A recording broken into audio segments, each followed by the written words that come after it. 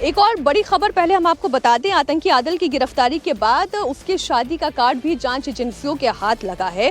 4 अक्टूबर को कश्मीर में आदिल की शादी हुई थी। शादी में अस्पताल के डॉक्टर और कई स्टाफ की भी मौजूदगी थी।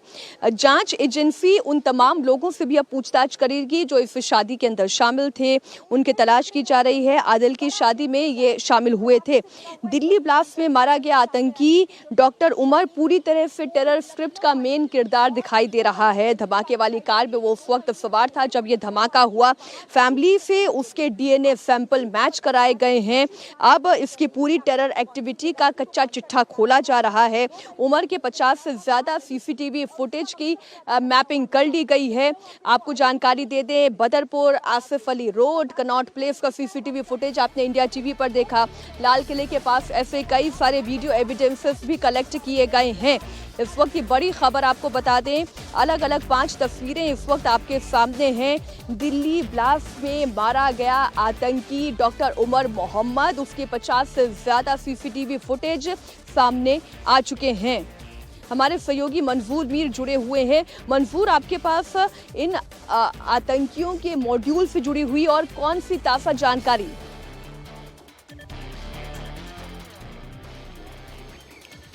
देखिए मीनाक्षी, हर एंगल से जो है इस पूरे मामले की जांच की जा रही है। न सिर्फ साउथ कश्मीर में बल्कि नॉर्थ कश्मीर और सेंट्रल कश्मीर में भी लगातार पुलिस की छापामारी कार्रवाई जो है बड़े पैमाने पर जारी है, क्योंकि 19 अक्टूबर को सबसे पहले ये लीड जो है कश्मीर के से मिली थी, जब श्रीनगर के नौगाम इलाके में जैश ए मोहम्मद के पोस्टर्स देखे गए थे और 3 स्टोन पेल्टर्स को सबसे पहले गिरफ्तार किया गया। और उनसे जब पूछताछ की गई तो एक बहुत बड़ा नाम सामने आया, मौलवी इरफान का, जो शुपियन का रहने वाला है। और बताया जा रहा है कि उसी के संपर्क में ये सारे डॉक्टर्स थे। और जब मौलवी इरफान को गिरफ्तार किया जाता है, उससे पूछताछ की जाती है, तो वो सबसे पहले डॉक्टर अदील का नाम देता है। अदील को सहारनपुर से गिरफ्तार किया जाता है और जब उससे पूछताछ की जाती है तो जेएमसी मेडिकल कॉलेज अनंतनाग से AK-47 राइफल जो है उनसे बरामद हो जाती है। तो धीरे धीरे ये सारे कनेक्शंस जो है खुलने शुरू हो जाते हैं और अदील के कहने पर ही जो इस पूरे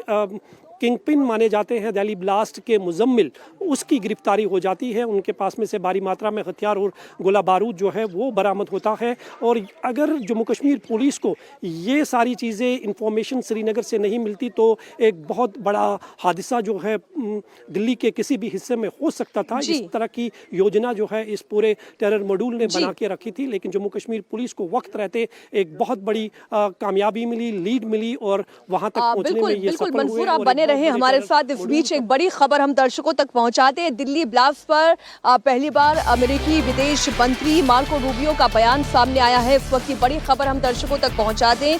मार्को रूबियो ने दिल्ली ब्लास्ट को एक आतंकी हमला करार दिया है। इसके साथ ही मार्को रूबियो ने भारतीय जांच एजेंसियों की तारीफ की है। उन्होंने कहा कि काफी पेशेवर तरीके से ये जांच चल रही है। दिल्ली ब्लास्ट पर अमेरिकी विदेश मंत्री मार्को रूबियो ने यह पहला बयान दिया। दिल्ली ब्लास्ट को एक आतंकी हमला करार दिया। रूबियो ने भारतीय जांच एजेंसियों की जांच की तारीफ की, कहा कि काफी पेशेवर तरीके से ये जांच चल रही है। Yeah, we're aware of the potential that holds, but I think the Indians need to be commended. They've been very measured and cautious and very professional in how they're carrying out this investigation. That investigation continues. It clearly was a terrorist attack, and it was a car loaded with highly explosive materials that detonated and killed a lot of people. तो आप देख रहे हैं जिस तरीके से जांच एजेंसियां तलाश कर रही है और इस वक्त एनआईए के जिम्मे तो दिल्ली में हुए ब्लास्ट की जांच है ही। इसके अलावा यूपीएटीएस भी उत्तर प्रदेश के अलग अलग इलाकों में इस वक्त अपनी जांच को तेज किए हुए है। सहारनपुर, शामली, मेरठ, इसके अलावा उत्तर प्रदेश के कई इलाकों में संदिग्धों पर इस वक्त जांच एजेंसी की पैनी नजर है। यूपीएटीएस कई ठिकानों पर लगातार छापेमारी कर रही है। हमारे सहयोगी विशाल प्रताप सिंह इस वक्त लखनऊ से लाइव जुड़े हुए हैं। विशाल, आप जानकारी दें, यूपीएटीएस के शक के दायरे में कौन कौन से शहर हैं और कौन सी यूनिवर्सिटी है? मीनाक्षी, देखिए यूपीएटीएस की जो छापेमारी है वो पश्चिमी उत्तर प्रदेश में सबसे ज़्यादा है। हालांकि अगर मध्य उत्तर प्रदेश की बात करें तो लखनऊ, कानपुर और आसपास के जो इलाके हैं यहाँ पे भी छापेमारी जारी है, लेकिन मुख्यतः जो छापेमारी चल रही है वो पश्चिमी उत्तर प्रदेश में है। उसके पीछे कारण यह है कि जो डॉक्टर आदिल की गिरफ्तारी है वो सहारनपुर से हुई है, और सहारनपुर के अलावा अगर बात कर लिया जाए तो सटा हुआ डिस्ट्रिक्ट है शामली। इसके अलावा मेरठ और मेरठ के आसपास के जो जनपद हैं वहाँ पर भी यूपीएटीएस इस समय ज़बरदस्त तरीके से छापेमारी कर रही है। 1 दर्जन लोगों से पूछताछ की जा रही है और ये कोशिश की जा रही है कि डॉक्टर आदिल समेत डॉक्टर शाहीन और तमाम इसके जो एसोसिएट्स हैं उन तक पहुंचा जा सके। और साथ ही में लखनऊ की जो इंटीग्रल यूनिवर्सिटी है उसमें भी इस समय जो छापेमारी का दौर है वो कभी भी शुरू हो सकता है। उसके पीछे का कारण ये है कि डॉक्टर परवेज बाकायदा वहां पर पढ़ाया करता था, डॉक्टर के तौर पर काम करता था, लेकिन इस धमाके से ठीक 1 हफ्ते पहले उसने इंटीग्रल यूनिवर्सिटी से रिजाइन कर दिया है। तो एजेंसीज को ये शक है, इस बात का शक है कि जानबूझ करके पेशेवर तरीके से इंटीग्रल यूनिवर्सिटी से रिजाइन किया गया है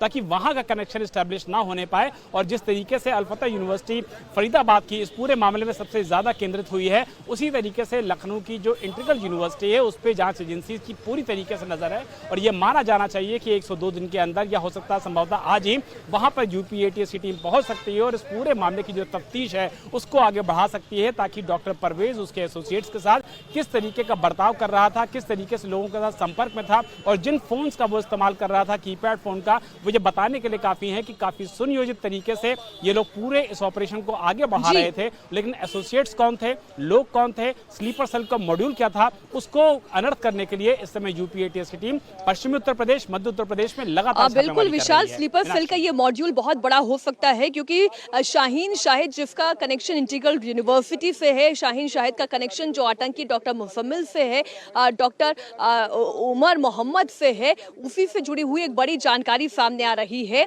वो मुस्लिम समाज से आने वाली लड़कियों को आतंक के रास्ते पर डालना चाहती थी। इसके लिए जैश ए मोहम्मद से बाकायदा उसे फंडिंग हो रही थी। यहाँ मुस्लिम लड़कियों को आतंक की ट्रेनिंग देने के लिए प्लानिंग भी हो रही थी। पिछले 6 महीने से लगातार शाहीन शाहिद सेंटर बनाने की तैयारी में थी। शाहीन सहारनपुर और हापुड़ में ऐसी कोई जगह तलाश कर रही थी जो शहर से थोड़ा बाहरी इलाके में हो, जहाँ पर आम लोगों की एक्टिविटी कम हो, वहाँ पर मुस्लिम गरीब लड़कियों की पढ़ाई और गरीबों का इलाज करने के बहाने और इस फाउंडेशन की आड़ में वो टेरर ग्रुप तैयार करने की कोशिश में थी। शाहीन ने मौजूदा समय से चल रही कुछ संस्थाओं से इसके लिए बाकायदा संपर्क भी किया था। सेंटर में कुल 10 बड़े कमरे, एक तहखाना और एक बड़ा सा ट्रेनिंग हॉल बनाने की तैयारी थी।